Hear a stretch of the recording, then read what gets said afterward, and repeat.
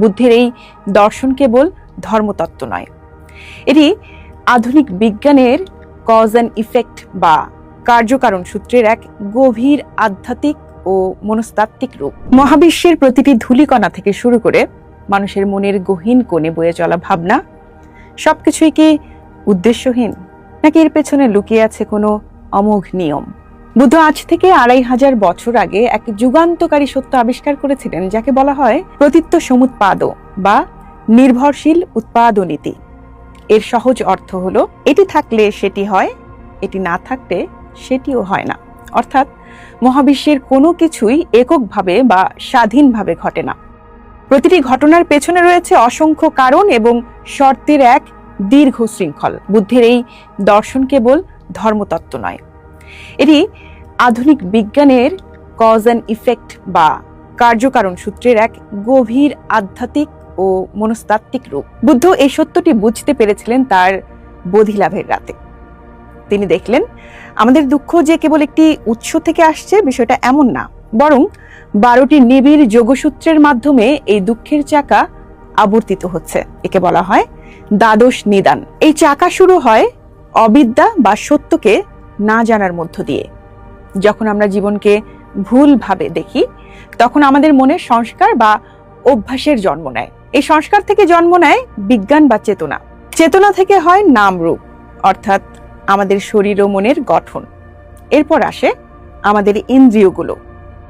এই ইন্দ্রিয়গুলো যখন বাইরের জগতের সংস্পর্শে আসে, তখন তৈরি হয় স্পর্শ।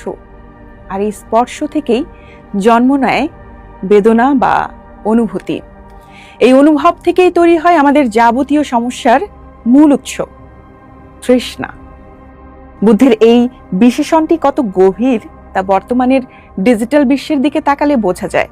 ধরুন, আপনি সোশ্যাল মিডিয়ায় একটি ছবি দেখলেন, এই হলো আপনার চোখের সঙ্গে বাইরের বস্তুর স্পর্শ।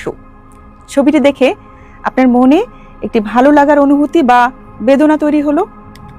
এই ভালো লাগা থেকেই জন্ম নিল তৃষ্ণা, অর্থাৎ আরো দেখার বা পাওয়ার আকাঙ্ক্ষা। এই তৃষ্ণা যখন আসক্তিতে রূপ নেয়, তখন আমরা সেই বস্তুর পেছনে ছুটতে শুরু করি এবং না পেলে হতাশ হই। বুদ্ধ বলছেন, এই তৃষ্ণা থেকেই আমাদের নতুন অস্তিত্ব বা ভব তৈরি হয়, যা আমাদের আবার জন্ম, জরা, ব্যাধি এবং মৃত্যুর চক্রে বন্দী করে ফেলে। আমরা যদি এই শৃঙ্খলের যে কোনো একটি জায়গায় আঘাত করতে পারি, তবেই পুরো চাকাটি থেমে যাবে। কিন্তু এই চাকা থামানোর উপায় কি? বুদ্ধ আমাদেরকে একটি টানেল বা সুড়ঙ্গের কথা বলেননি, যেখান থেকে বের হওয়া অসম্ভব। তিনি আমাদের দেখিয়েছেন সচেতনতার আলো। প্রতীত্য সমুৎপাদও আমাদের শেখায় যে আমাদের ক্রোধ বা দুঃখ কোনো আকাশ থেকে পড়া আপদ নয়, এর পেছনে কোনো না কোনো কারণ আছে।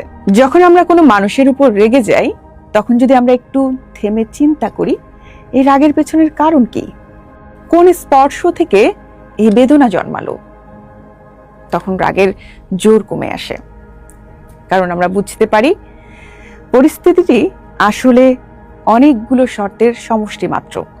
এখানে আমি বা আমরা বলে স্থায়ী কিছু নেই। বুদ্ধের এই দর্শনের প্রয়োগ মানে হলো জীবনের মালিকানা নিজের হাতে নেয়া। আমরা যখন বুঝতে পারি আমাদের বর্তমান হলো আমাদের অতীতের কর্মের ফল এবং আমাদের ভবিষ্যৎ নির্ভর করছে বর্তমানে আমাদের নেয়া সিদ্ধান্তের উপর, তখন আমরা আর ভাগ্যের দোহাই দিই না। প্রতীত্য সমুৎপাদও আমাদের ধৈর্য ধরতে শেখায়।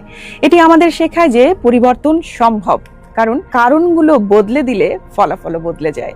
এই মহাজাগতিক শৃঙ্খলকে বুঝতে পারাই হলো প্রজ্ঞার শুরু। আর এই প্রজ্ঞাই আমাদের অশান্ত পৃথিবীর অস্থিরতা থেকে মুক্তি দিয়ে এক পরম প্রশান্তির দিকে নিয়ে যেতে পারে।